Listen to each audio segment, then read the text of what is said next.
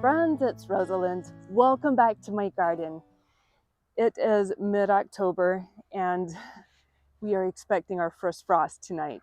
It's always a bittersweet time. It's a little bitter because we know that the flowers will be disappearing, but it's also sweet because it's a time when we get to rest from gardening and dream of what we want to do to our spaces next year. So I thought I would like to just walk through the gardens with all of you one last time and enjoy everything that's still in bloom.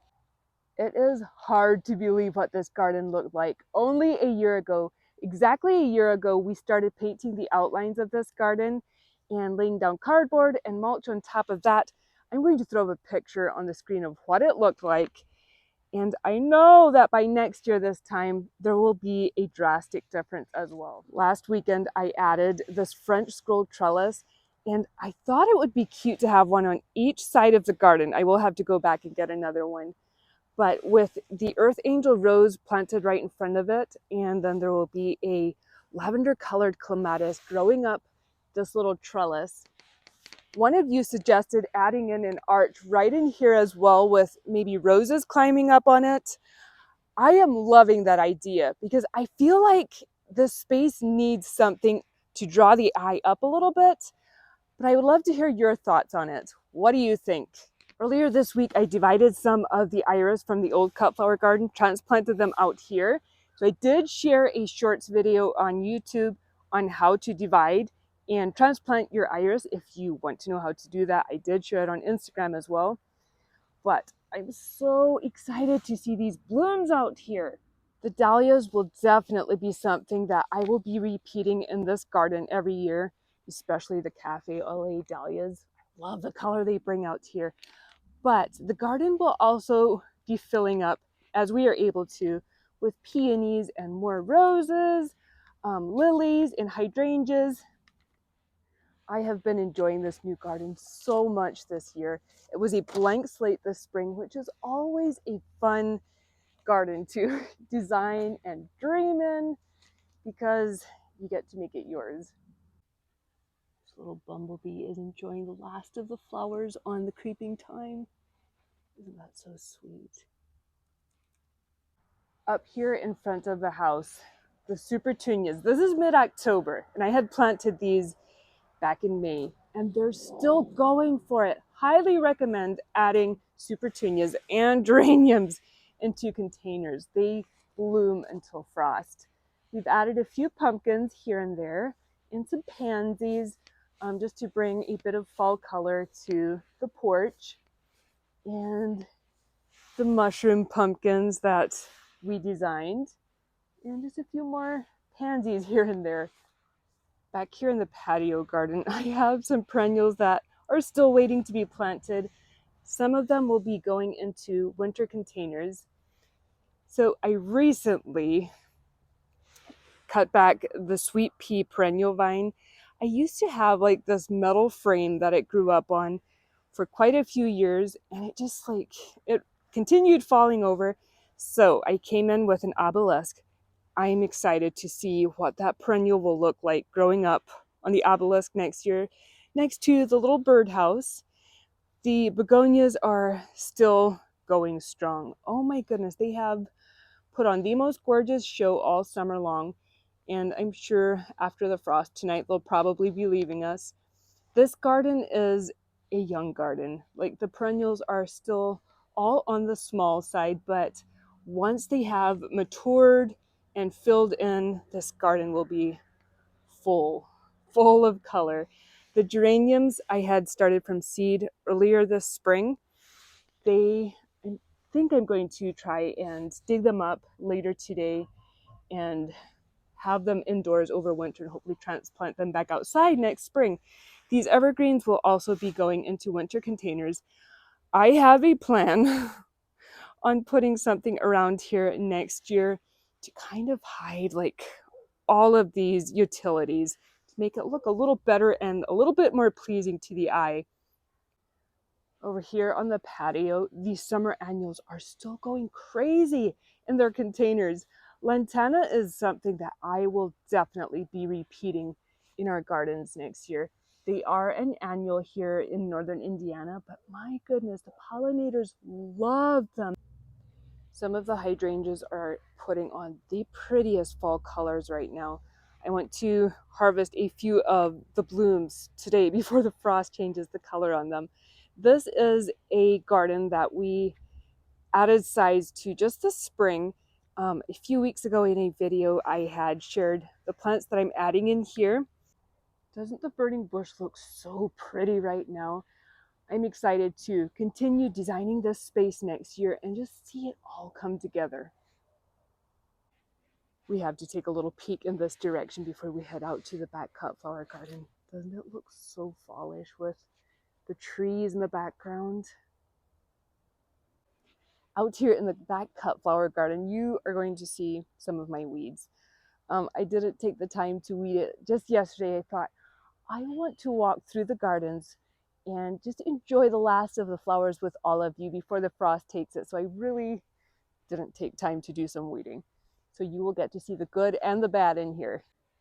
We have taken out most of the vegetables in this garden. Besides the cabbage and the kale, we still have to take up the weed barrier. And the dahlias are still blooming so beautifully. So let's walk through the garden together. There is some roses and some phlox that are still trying to bloom. And these supertunias, silverberry supertunias, my goodness, this is something I will definitely be repeating in the gardens next year. Recently, I also shared the change of this space. We planted in a bunch of new perennials. October and even November is when I do the most planting with perennials and spring flowering bulbs.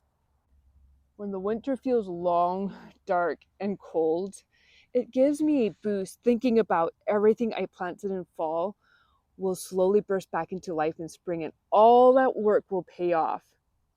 The sunflowers are totally done blooming back in here. This was our sunflower patch this summer.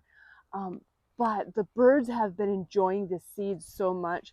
I'm going to leave all of the sunflowers standing as long as they have seeds in them, just for the birds. Do you see the finch in there?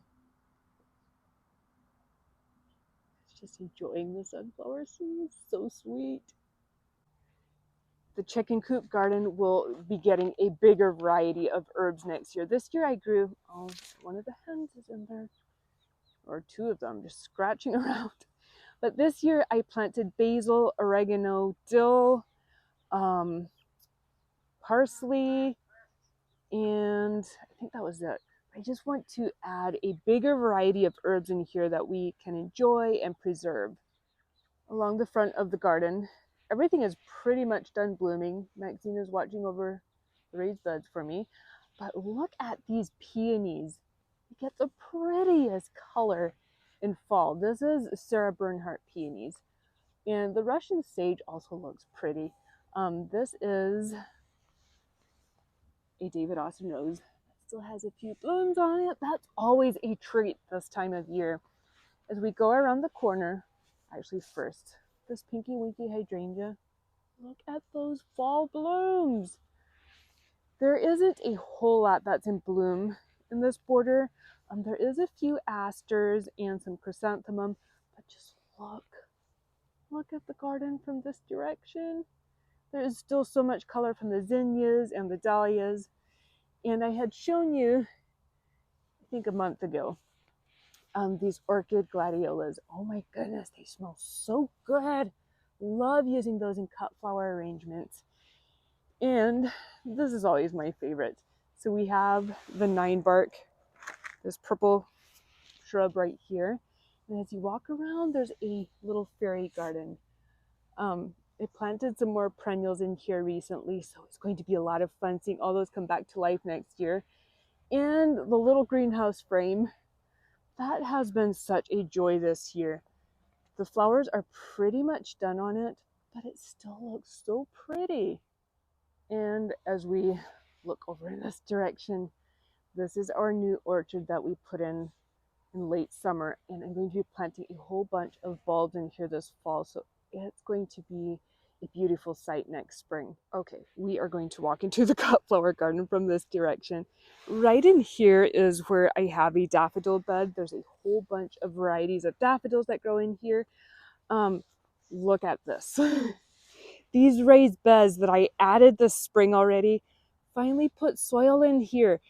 I am so excited for spring because this winter I'm going to be planting some ranunculus in here, and in the big raised bed I'm going to be filling that with spring crops. And then the reason I want to do this is so when there is a threat of frost or anything, I can just throw some frost cloth over it and it'll be good. I have already decided that next year, 3 main crops that I will be growing as far as in flowers is Lisianthus, one of them.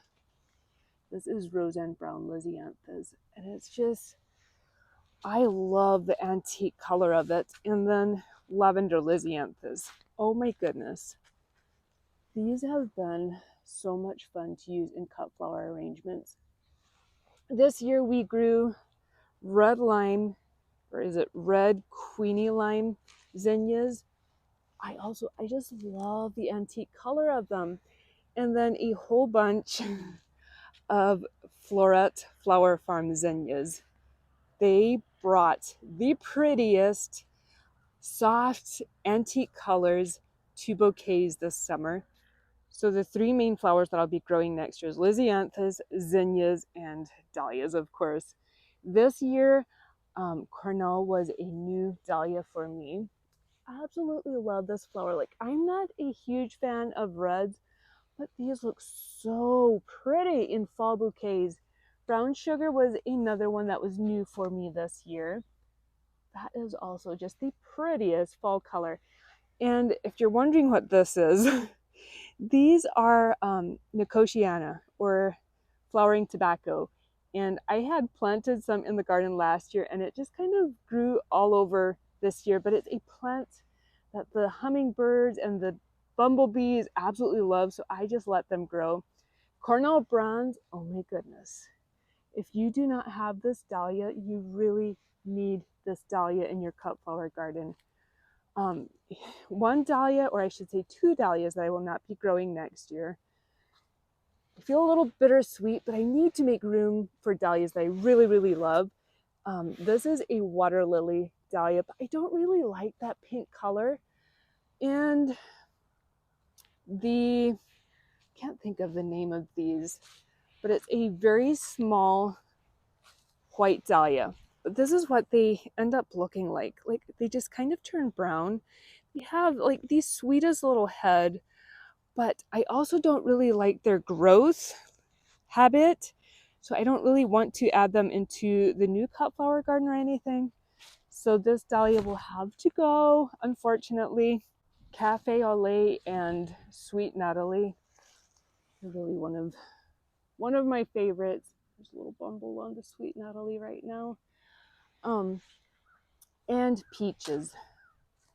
Everybody loves this flower whenever it's added into bouquets. And you probably understand why. It's just like this perfect colored flower.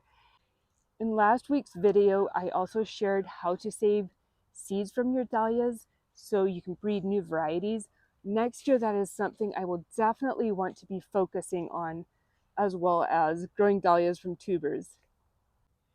This weekend, I'll start digging up dahlia tubers, and as soon as those are stored for winter, I'll start planting spring blooming bulbs. I have a few thousand bulbs that we will be planting around the gardens and into the new orchard this fall, so we can have a spectacular spring show as well as having lots of spring flowers for bouquets.